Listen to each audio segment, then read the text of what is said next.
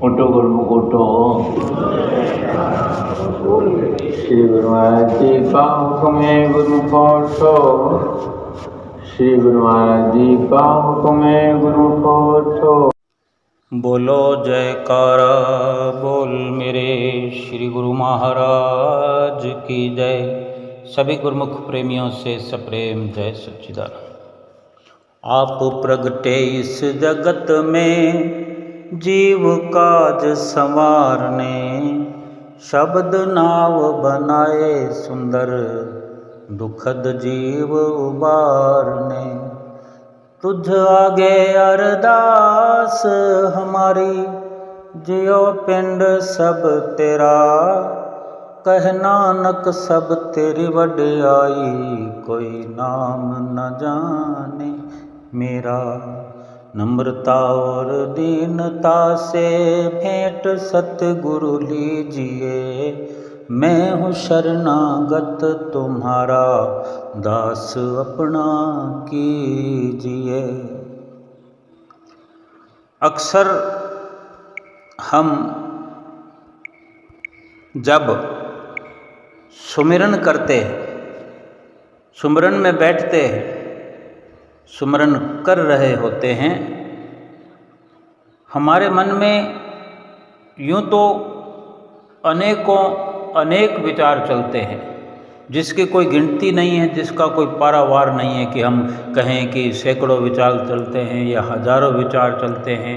कोई गिनती नहीं है, अनगिनत विचार चलते हैं। लेकिन सुमिरन करते हुए एक विचार ये भी चल पड़ता है कि भजन में हमारा मन तो टिकता नहीं है। और ये अक्सर हर किसी की विचारधारा हो सकती है। और ये सुमिरन करते हुए भी हम खुद सोच रहे होते हैं, अपने आप विचार कर रहे होते हैं कि हमारा मन टिक नहीं रहा है, क्योंकि इधर उधर के ख्याल चलते रहते हैं। फिर ख्यालों की कोई सीमा नहीं है, एक चल रहा होता है, बीच में ही दूसरा आ जाता है, दूसरा ख़त्म नहीं होता, उससे पहले तीसरा आ जाता है। यानी अनगिनत विचारों के चलते सुमिरन या तो शुरू ही नहीं होता या बीच बीच में रुकावट आ जाती है, सुमिरन परवान ही नहीं चढ़ता।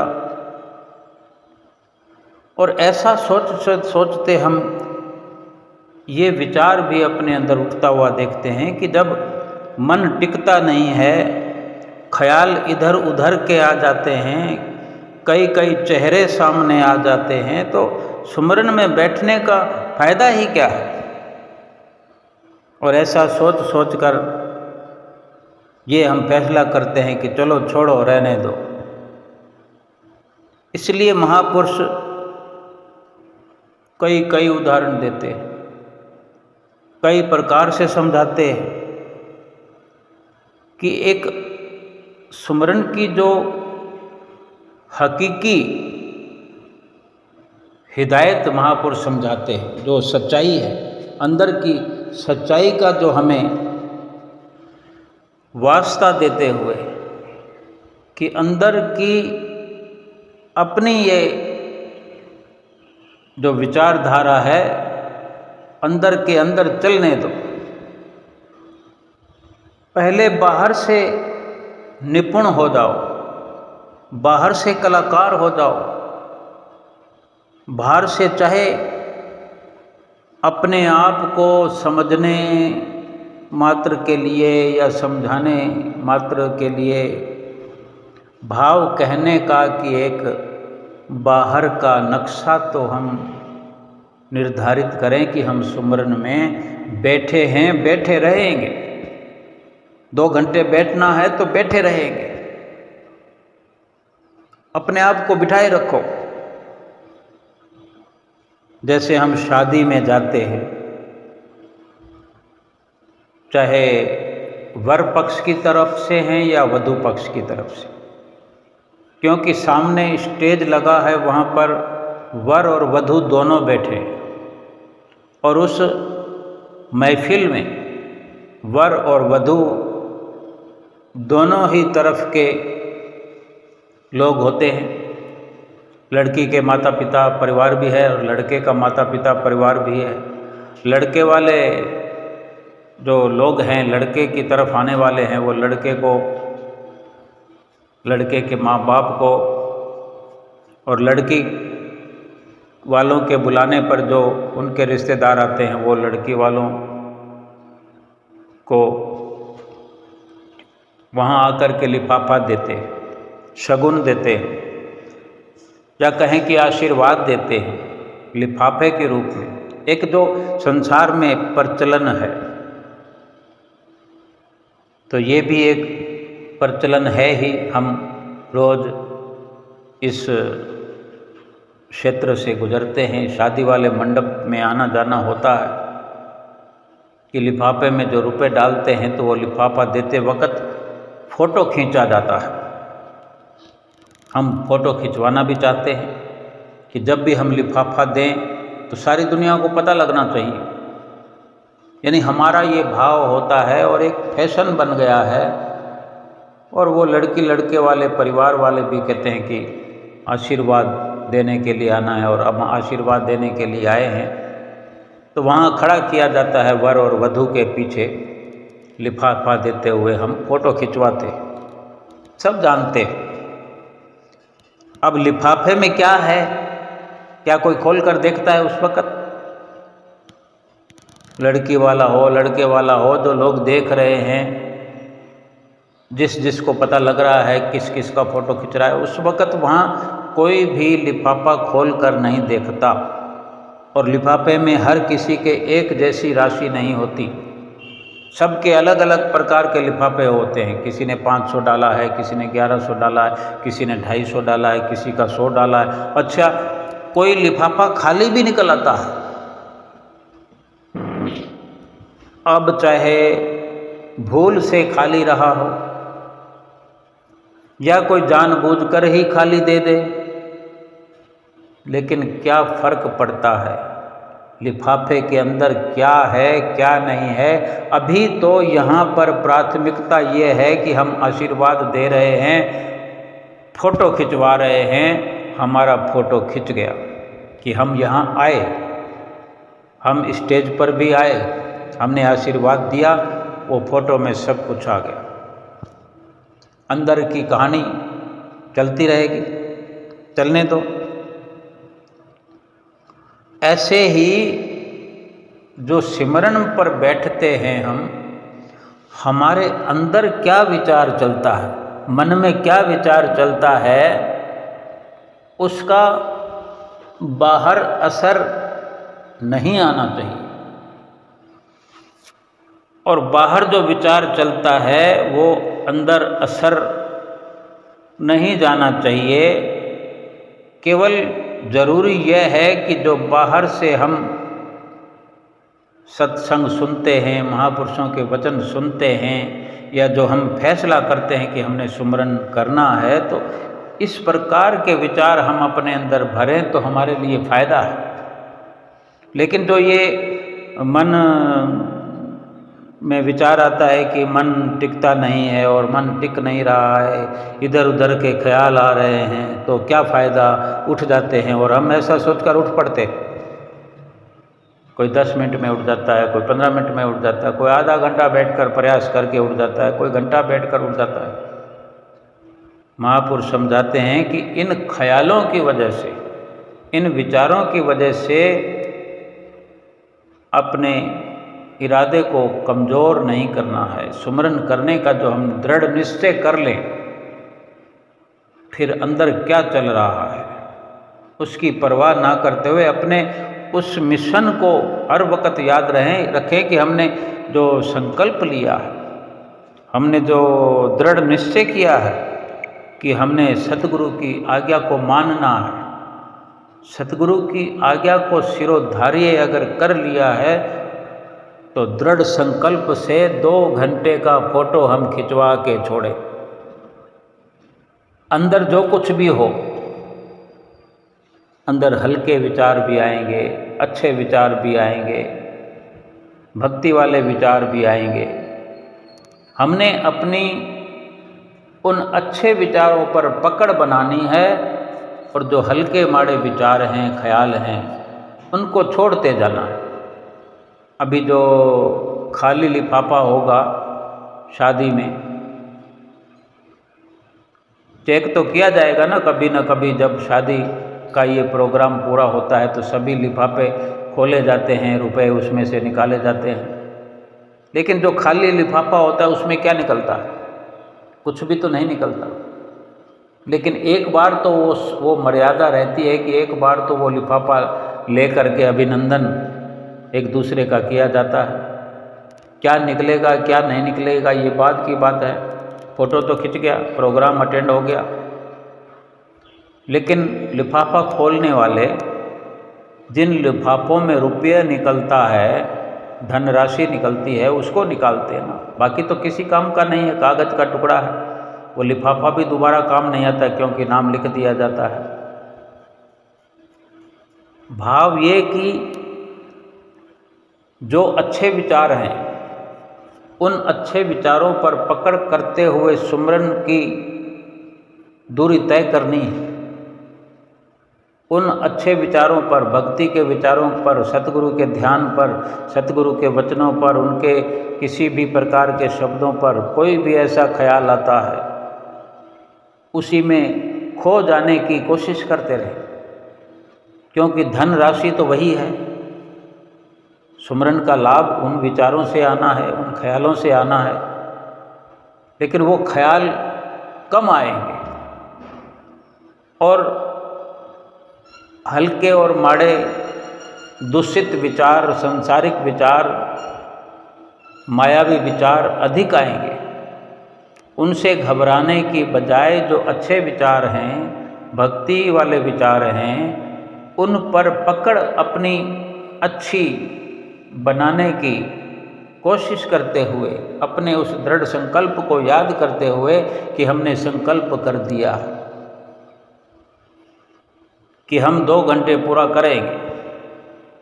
जैसे दुकान पर हम जाकर बैठते हैं या अपनी नौकरी पर जाकर बैठते हैं, वहाँ अगर काम नहीं होता, हम किसी सेठ साहूकार के पास नौकरी करते हैं या किसी कंपनी में काम करते हैं, किसी बॉस के अंडर में काम करते हैं, कहीं भी किसी ऑफिस में काम करते हैं। अगर काम कम भी होता है, ज़्यादा भी होता है, सब तरह के दौर आते हैं। अगर हमारी अपनी दुकान है और ग्राहक नहीं आ रहे हैं, हम रोज़ 9 बजे दुकान बंद करते हैं।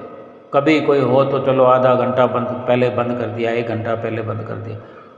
अब अगर मंदी का दौर चल रहा है तो क्या हम 12-12 बजे दुकान बंद करके आ सकते हैं? आए हैं कभी? मंदी का दौर तो बड़ा लंबा लंबा चलता है, 15-15 दिन तक एक ऐसी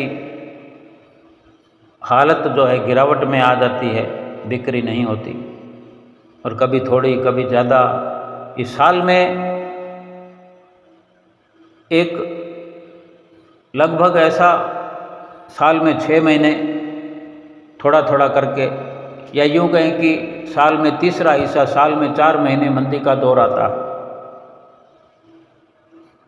तो हमने वो 4 महीने हम छुट्टियां तो नहीं कर लेते, इंतज़ार में ही बैठे रहते हैं कि अभी ग्राहक आएगा, अभी ग्राहक आएगा, और रात के 8 बजाते हैं या 9 के 9 बजे ही बंद करते हैं। और ये अपनी तरफ से मत अपना देते हैं, अपना एक इरादा बताते हैं कि हमने तो अपना प्रयास करना, पहले कैसे दुकान बंद कर दें, अपना नियम तो पूरा करना है, अपना पुरुषार्थ तो पूरा करना है। महापुरुष भी यही समझाना चाहते हैं कि इसी प्रकार ही ये आध्यात्मिक कमाई है, भक्ति की कमाई है, जो हम भक्ति की दुकान खोल कर बैठे हैं, जो हमने सुमरन की शुरुआत की है। चाहे मन लगे न लगे, बीच बीच में ख्याल टूटता है, मन भटकता है, कई प्रकार के विचार आते हैं, उनको देखते रहे, महसूस करते रहे, आने दें उन विचारों को, चलने दें उन विचारों को, लेकिन अपना हौसला बनाए रखें, अपनी पकड़ उन अच्छे विचारों पर बनाए रखें ताकि हमारा मन जो है बेफिजूल विचारों से भ्रमित ना हो। एक ना एक अवसर तो ऐसा आएगा ही, क्योंकि करत करत अभ्यास के जड़ मत्ती होत सुजान, रसरी आवत जात ते सिल पर पड़त निशान। पत्थर पर निशान पड़ जाता है रस्सी का। रस्सी के रगड़ खाते खाते खाते खाते कुएं पर जो बाल्टी रस्सी से बंधी हुई कुएं में जाती है बार बार, और उस पत्थर के जहाँ रस्सी टकरती है वहाँ पर पत्थर घिस जाता है बार बार बार बार, इस प्रकार के अभ्यास से। तो इंसान का जो, इस जीव का जो मन है कोई पत्थर जैसा नहीं है, केवल अभ्यास की दरकार है, दृढ़ संकल्प की जरूरत है, हौसले की जरूरत है। अपने विचारों को अपने ही अनुकूल बनाना हमारा दृढ़ संकल्प होना चाहिए। सुमरन में मन लगने लगेगा। और जो हम 2 घंटे बैठे रहेंगे, चाहे अंदर कैसे भी ख्याल उठते हों,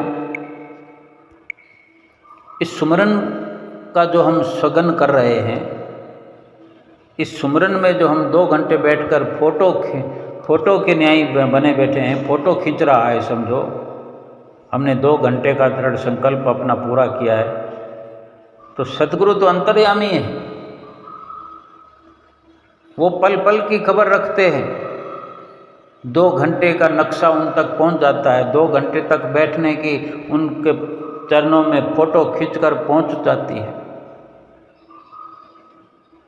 और क्या करना, सतगुरु ने नाम बख्शा है, सतगुरु ने हिदायत करी है, और हमने टाइम को पूरा कर दिया है। सतगुरु के चरणों में हमारा नमन, हमारा प्रयास, हमारा अभ्यास पहुंच गया है।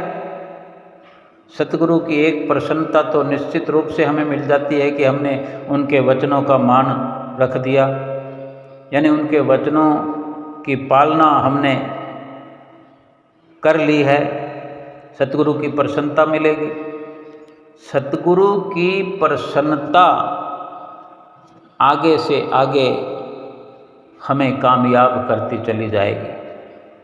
हम अपना धैर्य नहीं छोड़े, अपने धैर्य को कभी नहीं छोड़ना है। और फिर इस प्रकार रोज हमने बैठना है।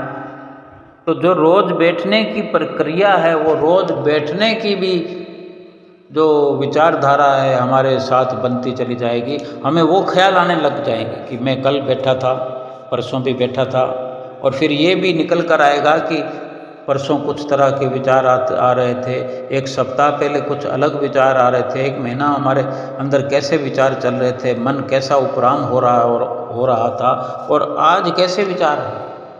अगर हमने इस कर्म को 20 दिन, 30 दिन या 40 दिन पूरे कर लिए, कभी भी अगर हम कोई ऐसा संकल्प लेते हैं कि मैं 40 दिन तक फेरी लगाऊंगा, 40 दिन तक सुमिरन करूंगा, 40 दिन तक गुरु महिमा का पाठ करूंगा, तो ये सोच करके शुरुआत करें कि 40 दिन तक तो मैंने करना ही करना है, एक नागा ही नहीं करूंगा। लेकिन उसके बाद जारी रखना है, चाहे श्री आरती पूजा हो, गुरु महिमा हो, या भजन सुमरन हो, सत्संग हो, सेवा हो। एक भाव अपने अंदर रखें। जैसे कोई तकलीफ हो जाती है, कोई शरीर की परेशानी है, कोई धन की परेशानी है, कोई मानसिक परेशानी है, तो कोई हमें कह देता है कि 40 दिन तक ये कर लो, कुटिया पर फेरी लगाया करो। कोई कहता है कि दर्शन करने चले जाओ, श्री आनंदपुर जाके आ जाओ, दुख दूर हो जाएगा। मात्र दुख दर्शन करने से या मात्र दुख फेरी लगाने से नहीं होगा। दुख दूर करने के लिए जीवन भर का संकल्प हमने कर देना, जीवन भर का संकल्प पत्र भर के छोड़ दे कि हमने तो जीवन भर यही करना है। 5 नियमों की पालना भी जीवन भर करनी है, 2 घंटे भजन अभ्यास जीवन भर करना है। उससे क्या फर्क पड़ेगा अगर हम कोई थोड़े दिनों तक अपने आप को गुरु महिमा के सांचे में डाल दें, श्री आरती पूजा के या सिमरन के या फेरियां लगाएं दर्शन करने के। एक बार अगर हमने इस प्रकार निर्णय कर लिया तो फिर क्या हो जाएगा? कुछ समय के बाद में फिर ज़रूरत आन पड़ेगी, फिर से कोई हमें कह देगा कि अब 40 दिन तक ये कर लो। तो क्यों ना हम इसको रेगुलर कर लें, जीवन भर अंतिम श्वास तक, क्योंकि हमने सतगुरु से नाम लेते वक्त ये जान लिया, ये समझ लिया कि ये पार ब्रह्म परमेश्वर है। निश्चित रूप से ये समझ करके नाम लिया है, उनसे हमने एक रिश्ता तो बना ही लिया है। अब रिश्ते को गहरा करना है और ये विचार हमें कहीं ना कहीं दुविधा में डाले हुए हैं। तो विचार ये करना है कि सुमरन में बैठने के लिए क्या ऐसा करें जो मन जल्दी से जल्दी लगे। महापुरुष फरमाते हैं कि विनम्र बन के चलो, सच्चाई और खाकसारी को अपनाओ, छल कपट मत करो, यानी बहुत सारी चीज़ें, झूठ मत बोलो, किसी को गिराने का काम न करो। सामाजिक स्तर पर, सांसारिक स्तर पर भी किसी को गिराने का अगर हम कार्य करते हैं, किसी को नीचा दिखाने का कार्य करते हैं तो हमारे सुमरन पर असर पड़ेगा।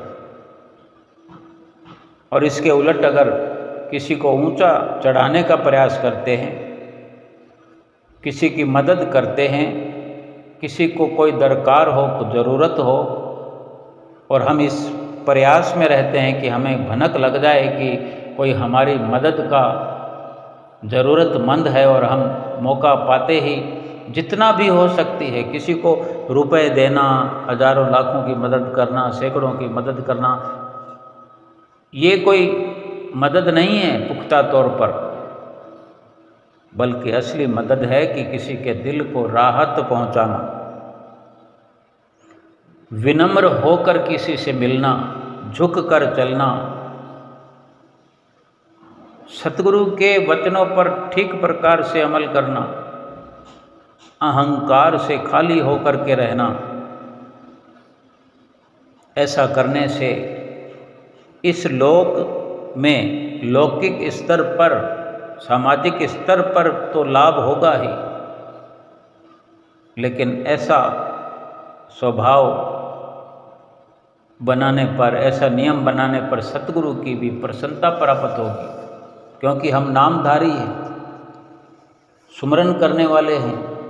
और जब भी सुमरन करेंगे, जब भी सुमरन पर बैठने का हम अवसर तलाश करेंगे और सुमरन में बैठने लग जाएंगे, तो ये सारी कार्रवाइयाँ हमें सुमरन में बिठाए रखने के लिए हमारा नेतृत्व करेगी और हमें सुमरन में लाभ कराएगी। किसी का दिल दुखाने से परहेज करना, किसी को थोड़ा सा सहारा देकर आगे पहुंचाना हो किसी भी क्षेत्र में, भक्ति की राह में या सांसारिक सामाजिक राह में, यानी किसी को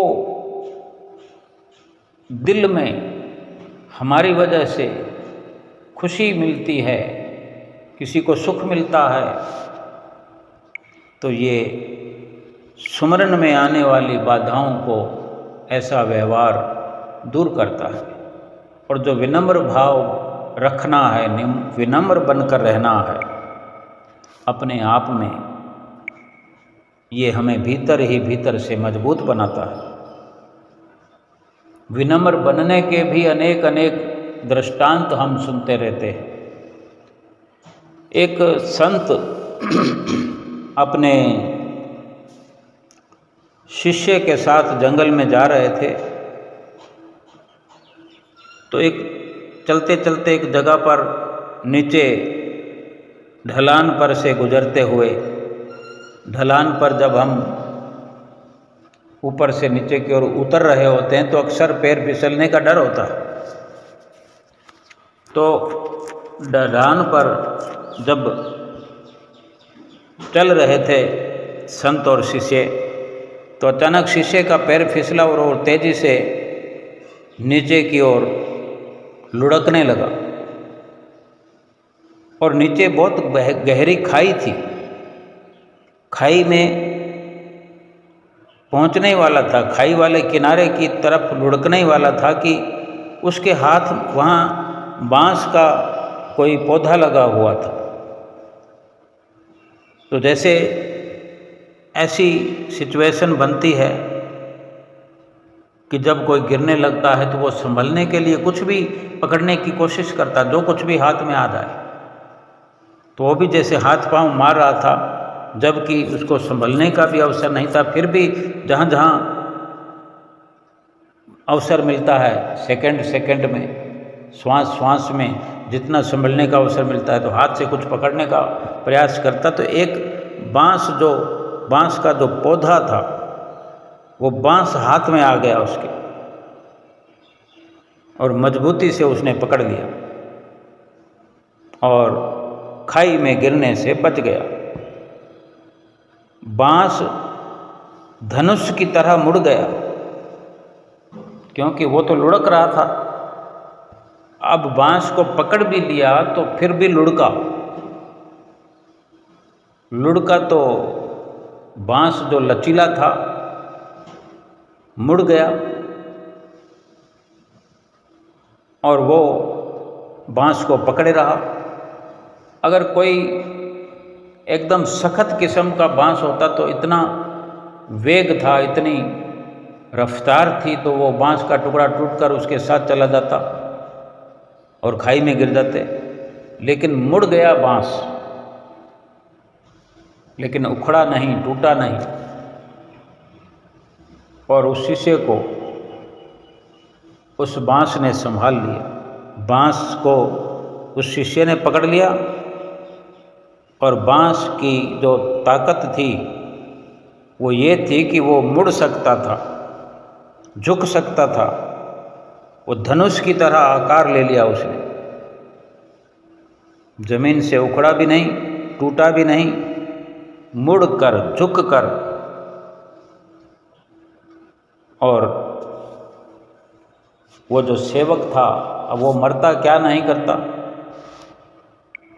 उसने तो बचने के लिए कुछ भी पकड़ना था, उसने बांस को पकड़ा था। ये बांस के अंदर गुण होता है जिसके सहारे वो बांस को पकड़ते हुए बांस खुद झुक गया उसके साथ।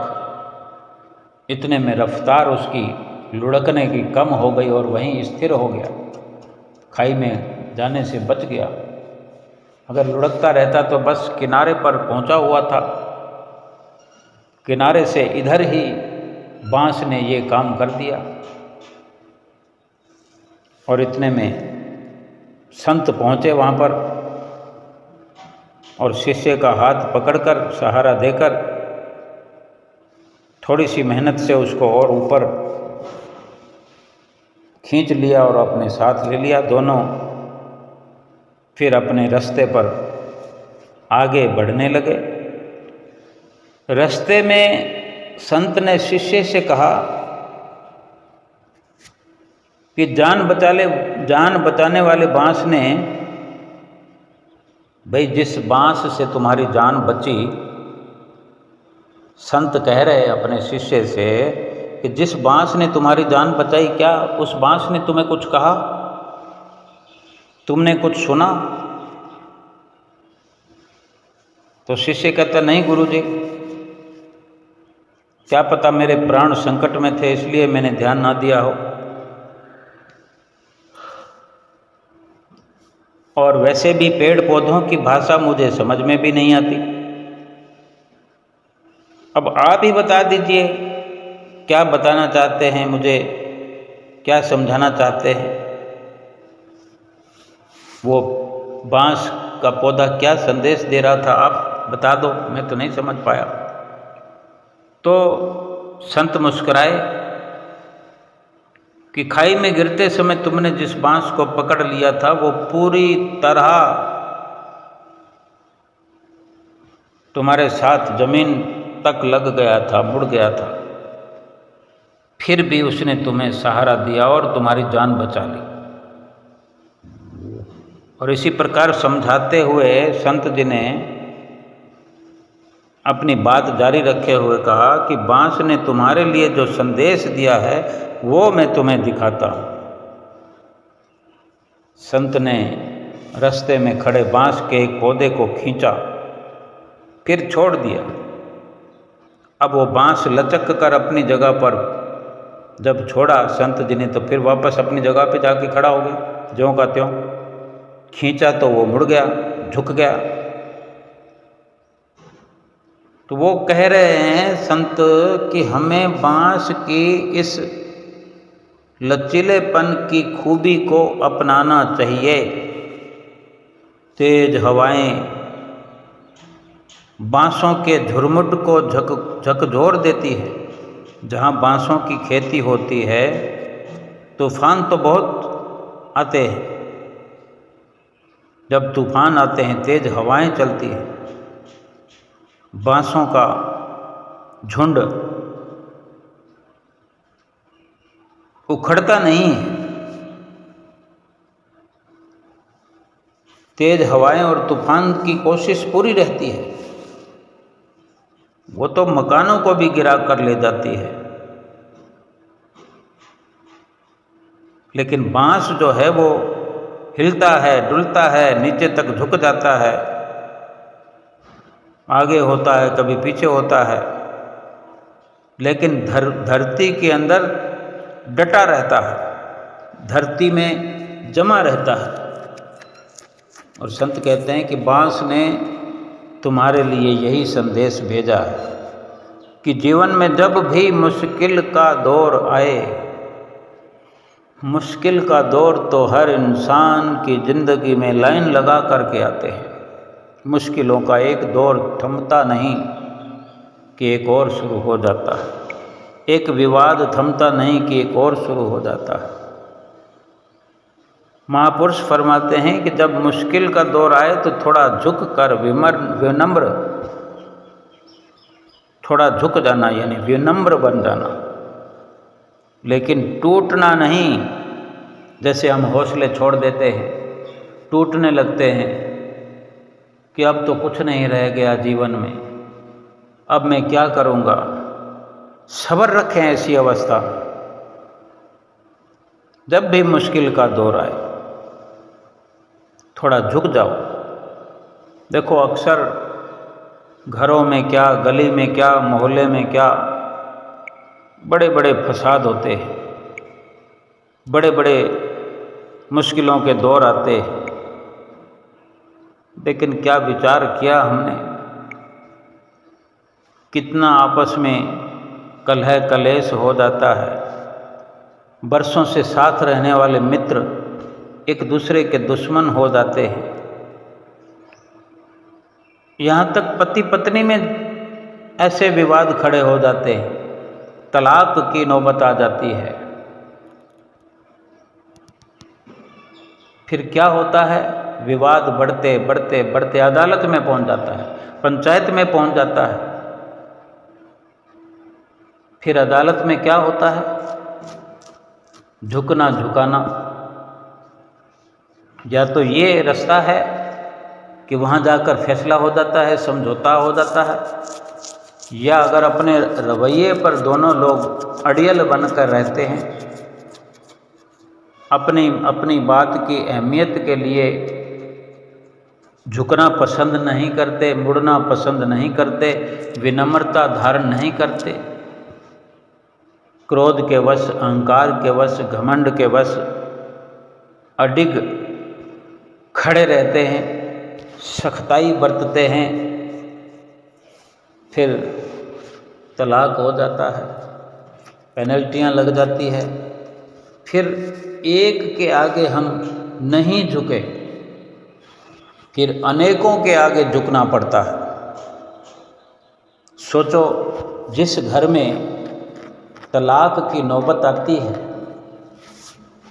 पति पत्नी में ये अवस्था पैदा हो जाती है, अगर सब्र से विचार करें, थोड़ा झुकने का प्रयास करें, अधिक से अधिक क्या हो जाएगा। अनेक तरह की विचारधारा के चलते ये सिचुएशन, ये कंडीशन पैदा होती है। किसी भी कंडीशन को खोलने की ज़रूरत नहीं है, सिर्फ एक समझने का विषय है हमारा। समझाने वाला भी मैं कौन होता हूँ, लेकिन ये केवल समझने का विषय है। मुझे भी समझना है, सबको समझना है, क्योंकि ये अवस्था सब पर आती है।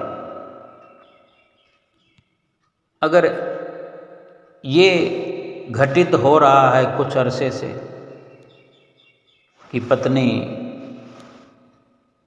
अधिक खर्चा करती है या कुछ ऐसी वस्तु की मांग करती है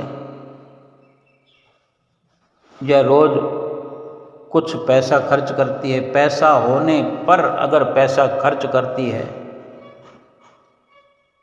और वहाँ विवाद खड़ा हम हो जाने देते हैं और अड़ियल रवैया अपनाते हुए अलग अलग हो जाते हैं, तो फिर कितना हर्जाना देना पड़ता है। हमारे पास जो जिस प्रकार का स्तर है हमारा, उस स्तर पर ही हर्जाना तय किया जाता है। लाखों रुपए का हर्जाना अदालत लगा देती है। फिर शायद समझ भी आ गई हो अनेकों को, बाद में अलग हो जाने के बाद ये समझ भी आ गई हो कि अधिक खर्च करके भी तो ये रुपए खर्च होने थे, एक साथ देने पड़ गए। अच्छा होता कि ये विवाद ही ना होता, और किस दोराहे पे जाके खड़े हो गए। बहुत से ऐसे अवसर जीवन में आते हैं जिसमें अपने घर में समझौता किया जा सकता है, समझौता किया जा सकता था। हमें अदालत में समझाया जाए, ऐसी दरकार नहीं होनी चाहिए हमें। हम खुद समझदार बने। सुमिरन करने वालों के जीवन में ऐसी नौबत नहीं आती, ऐसी घड़ियां नहीं आती।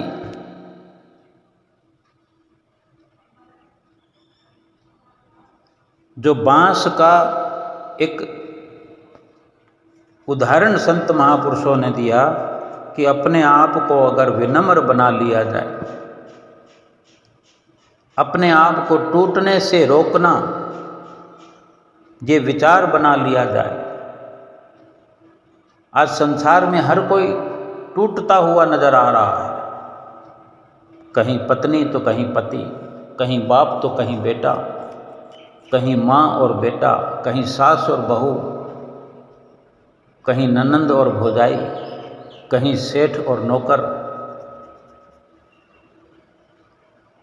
भाव कहने का इतना ही है कि हमारे संतों महापुरुषों ने जो इतनी रचना रचाई है, हमें विनम्र बनाना चाहते हैं, और विनम्र बनने पर बहुत से मसले चुटकियों में सुलझ जाते हैं। बेशक प्रारब्ध में हमारा कुछ बड़ा हिसाब किताब क्यों ना हो, भुगतान क्यों ना लिखा हो, लेकिन जो हमारे सतगुरु ने हमें सुमरन का जो रास्ता बताया है, बड़े बड़े मसले सुलझ जाते हैं, दुख हल्के से हल्का हो जाता है।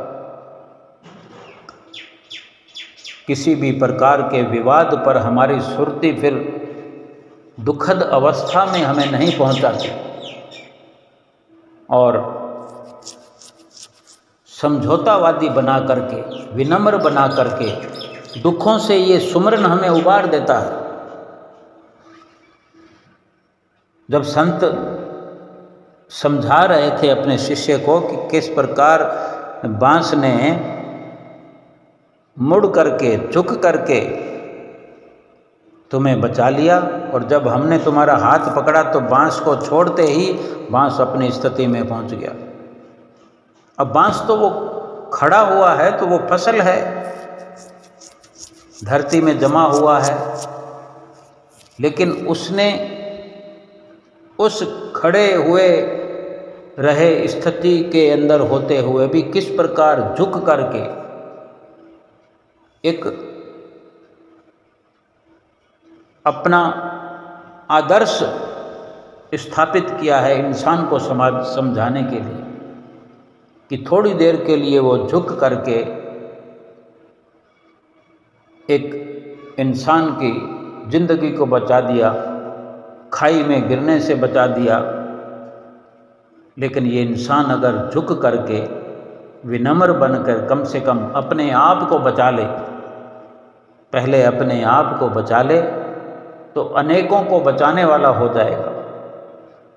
ये परोपकार करना संत महापुरुष सिखाते हैं कि पहले अपने आप पर उपकार करो। वो शिष्य जो है बड़े गौर से सुनता रहा। संत जी ने आगे कहा, बांस न केवल हर तनाव को झेल जाता है, बल्कि ये उस तनाव को अपनी शक्ति बना लेता है और दुगनी गति से ऊपर उठता है। अब इसको समझने के लिए कोई ऐसी जटिलता नहीं है, कोई मुश्किल नहीं है कि जो संत समझा रहे हैं कि बांस जो है अगर किसी के लिए झुकता है, हम सीधा सीधा समझ लेते हैं कि अगर ज़मीन में उगा हुआ बांस का पौधा है, बांस जो है ज़मीन में लगा हुआ है, वो झुका, जिस वक़्त उस सेवक ने उसको पकड़ा और जब उस बांस को छोड़ा तो छोड़ते ही बांस कितनी तेज़ी से बढ़ करके अपनी जगह पर आ गया होगा और इधर उधर 2-3 बार इधर उधर होकर के फिर स्थित हुआ होगा। यानी उसके अंदर ऊर्जा का संचार हो गया किसी की मदद करने के बाद। वो खड़े खड़े तो वो खड़ा ही था। यानी जब मुश्किल आई, जब जैसे तूफान आता है, जैसे आंधी आती है, तो भी बांस इधर से उधर जोर जोर से डोलता है, आगे होता है, पीछे होता है। कितना उसको उखाड़ने की कोशिश होती है आंधी की तरफ से, तूफान की तरफ से, लेकिन हर बार वो जितना नीचे झुकता है फिर उतना ही तेज़ी से ऊपर अपनी जगह पर आकर पहुंच जाता है। उसकी शक्ति बढ़ती है, उसकी मजबूती बढ़ती है, 2 गुनी ताकत से वो फिर ऊपर आता है। यानी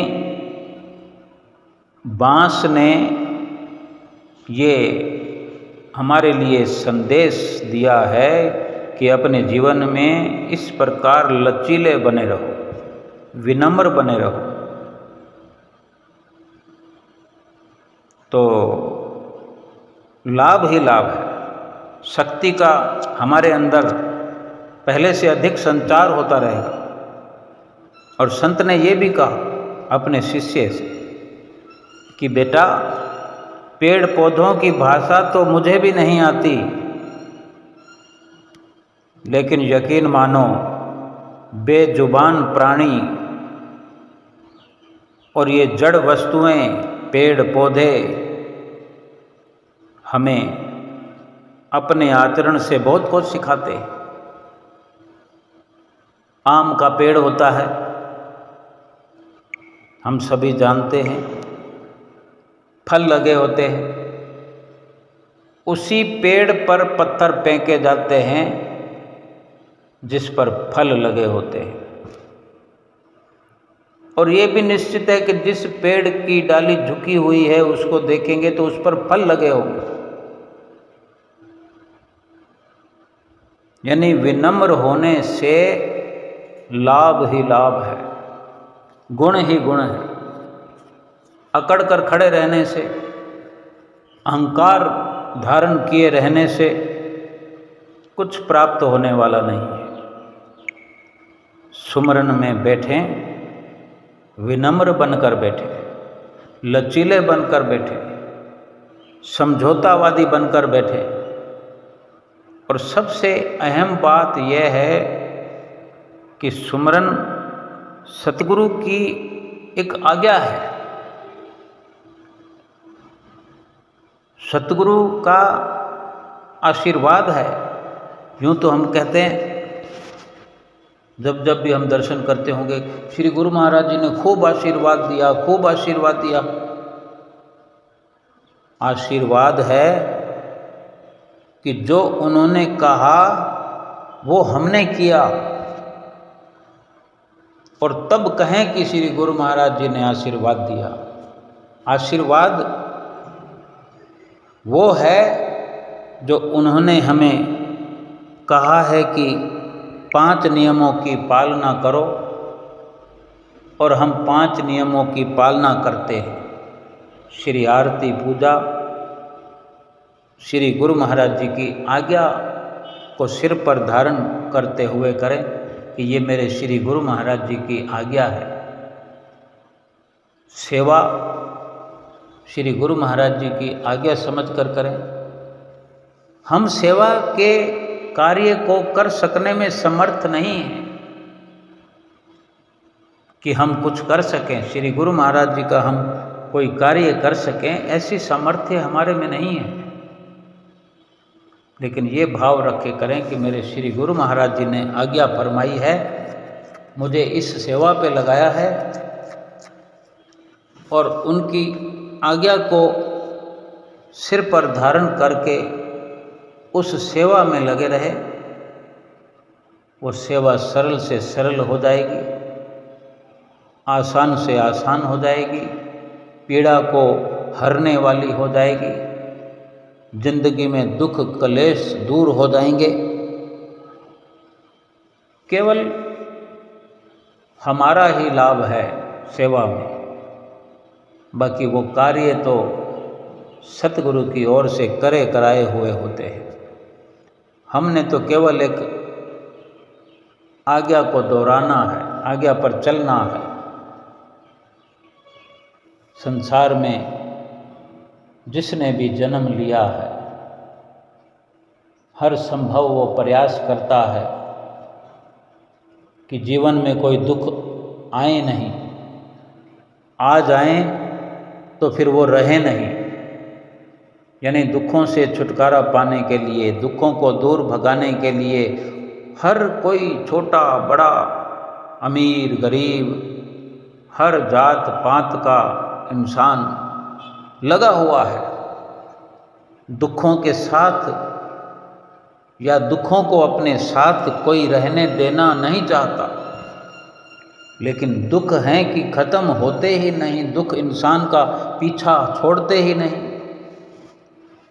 तो सतगुरु के वचनों पर अमल करें, सतगुरु के बताए रास्ते पर चलें, जो वो रोज़ कहते हैं कि 5 नियमों की पालना करो। लोक और परलोक को संवारने का हमारा जिम्मा है। 5 नियम में क्या ऐसी बड़ी बात है? श्री आरती पूजा बोल करके करनी है, हाथों में थाली को घुमाना है, आँखों से दर्शन करना है, पाँव से वहाँ स्तंभ की तरह खड़े रहना है। ये सब कुछ हाथ सतगुरु ने दिए, प्रभु परमेश्वर ने दिए, आँखें प्रभु ने दी, ये पूरा शरीर प्रभु ने दिया, ये श्वास प्रभु ने दिए, ये सोना सोना वक्त प्रभु ने दिया। उसमें से थोड़ा सा वक्त लगा देंगे, आँखों को, कानों को, हाथों को, पाँवों को वहाँ लगा देंगे। उनकी रहनुमाई में अगर अपने जीवन को थोड़ा चला लेंगे, फिर उसके लाभ को देखें। 2 घंटे भजन अभ्यास करते हैं तो फिर क्या, हमने क्या 2, 4, 6 महीने, साल भर नियमित रूप से बिना नागा 2 घंटे भजन सुमरन रोज कर लिया? क्या इतना हमने इतिहास बना लिया कि हमने 1 साल तक इस नियम को निभाया हो और फिर हमें ये कहना पड़ गया हो कि मन नहीं लगता, तरह तरह के ख्याल आ जाते हैं। पहले एक समझौता करें और लग जाएं सतगुरु के वचनों की पालना में, उसका असर तो अपने आप ही देखने को मिलेगा। श्री दर्शन हाल में सत्संग हो रहा था कि जैसे पहले शुरू में हमने अभी सुना, यही तो सच्चाई है कि जैसे मेहंदी है, मेहंदी में रंग छिपा हुआ है, मेहंदी का पेड़ है, पौधा है, तो उन पत्तों के साथ लगी हुई टहनियों में रंग है, लेकिन बरसात आती है उस पौधे पर तो वो बरसात का पानी रंगीन तो नहीं होता, लेकिन उन्हीं पत्तों में, उन्हीं टहनियों में रंग है, मेहंदी वाला रंग है। वो जतन करना पड़ेगा, मेहनत करनी पड़ेगी, उस पत्तों को बीनना पड़ेगा, सुखाना पड़ेगा, फिर उसको रगड़ना पड़ेगा, फिर उसमें पानी मिला के अपने शरीर पर लगाना पड़ेगा। मेहंदी हाथों में लगाई जाती है, पाँव में लगाई जाती है, बालों में लगाई जाती है, कहीं भी लगाएं, फिर देखो कैसे गूढ़ा रंग चढ़ जाता है। लकड़ी में आग है तो अपने आप से आग दिखाई थोड़ी देने लगेगी, उसके लिए भी जतन करना पड़ेगा। ऐसे ही प्रभु परमेश्वर हमारे अंदर है तो वो प्रयास करना पड़ेगा, और उसको देखने के लिए जो संत महापुरुष युक्ति बताते हैं वो यही है कि 5 नियमों की पालना से, 2 घंटे भजन अभ्यास से